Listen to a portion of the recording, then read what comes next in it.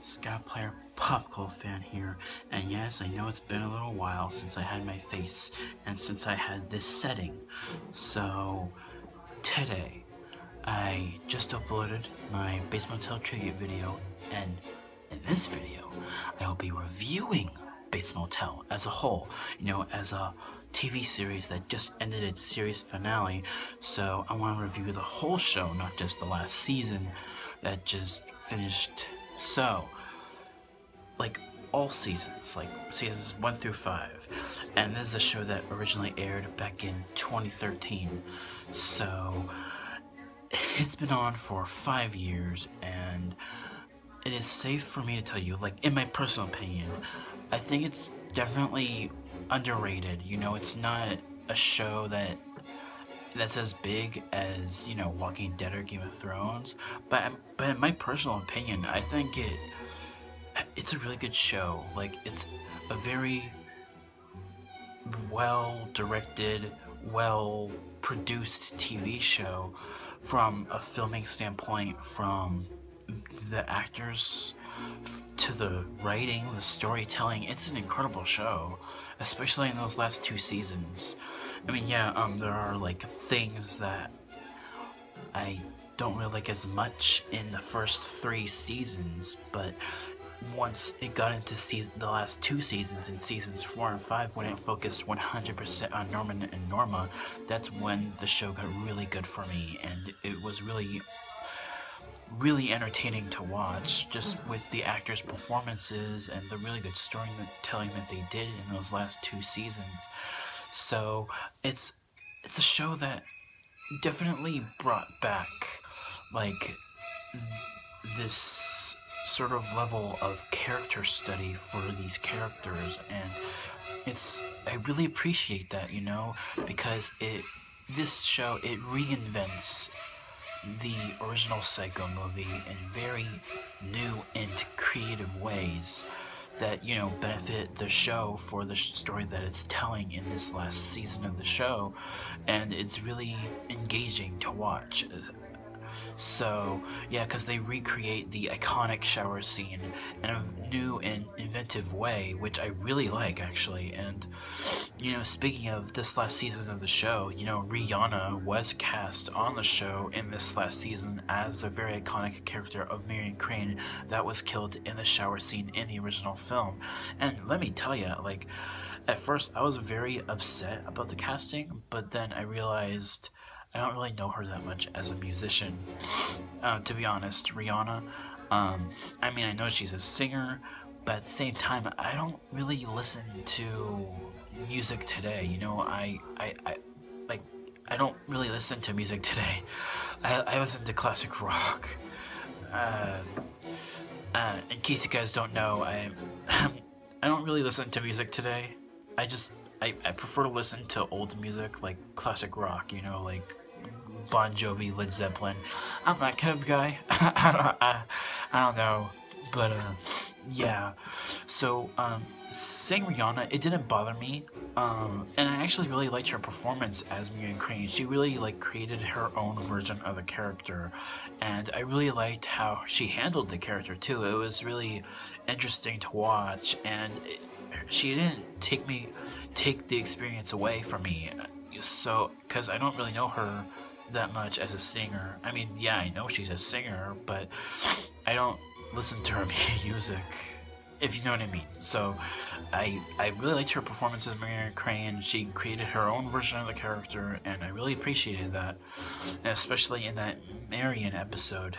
That was one of my favorite episodes of the season, especially the series finale. The series finale is definitely Bates Motel at its finest, and probably one of the best endings I've seen for a series ever.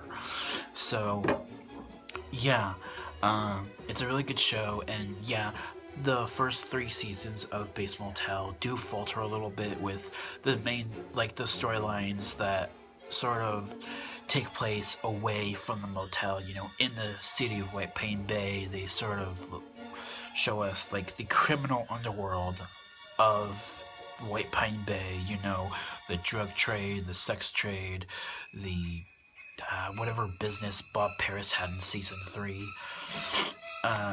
But yeah, like those are like some of the complaints I have about the first three seasons is that there's just a lot of focus away from Norman and Norma with all these other characters in the city, which I don't mind. They built it up slowly, and they ended it quickly in season three. Because season one it dealt with the sex trade in the first batch of episodes, and then it started to tease the drug trade business, and then season two was like fully like it felt like season two felt like a couple different shows. It felt like a sequel prequel show, but at the same time it felt like some other TV show with all the with this drug war going on with these two families. And that did take away a little bit from me in season two, but like some of the best moments in season two were of course Norman and Norma's relationship and how that unfolded in season two and in all the seasons really. And that's really like the main focus of the show, and especially in these last two seasons, seasons 4 and 5, they focus 100% on Norman and Norma, which is some of the best TV ever that I've ever seen. So it's a really good show. I love it. I love the acting. Freddie Highmore is amazing. And that's the thing, like sometimes when you cast a British actor as a certain character, you get a little skeptical. But Freddie Highmore, he's an amazing actor. He puts layers upon layers upon layers on the character of Norman Bates, in his psychotic little mind, and that is really intriguing to me. There's all these different levels of psychosis that Norman has throughout season 5, and it's really interesting to watch because Freddie Highmore does such a good job of creating all these different sides of him, and it's really cool to watch. And especially Vera Farmiga as Norma, she's amazing. Like, she's entertaining to watch. Like you never expect what she's going to say about something, and that's definitely like a loss, I guess, in season 5 because she passes away in season 4 at the end of season 4, and there is this absence in the last season, kind of, because I mean, Vera Farmiga, she still portrays Mother, Norman's other side, and that's still pretty cool to watch, but at the same time it's not the Norma like from season 4 and the past seasons. And yeah, so Vera Farmiga, she's beautiful, and she's an amazing actress, and just all across the board amazing actors like Mr. Carbonell as Romero, he's amazing. Max Therio, I think that's how you pronounce his last name, as Dylan. Max Therio as Dylan, Norman's brother. I think he's a great character who changed a lot, like from season 1 to season 5. I think there was a great character arc there for that character, and for Emma too. Emma Ducote, and just all the characters are very intriguing, and you really grow to love these characters throughout the show, which make the series finale even more special. And I really love this show. It's definitely one of the best shows, in my opinion. So, yeah, and it's underrated. It's not as popular.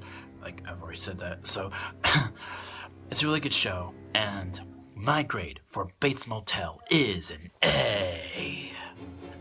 So, that's my review of Bates Motel, the whole show. So, thank you guys so much for watching. Probably gonna do more tribute videos for other things. I'm not sure what yet, but I'll let you guys know, and I'll see you guys next time. Bye bye, everyone.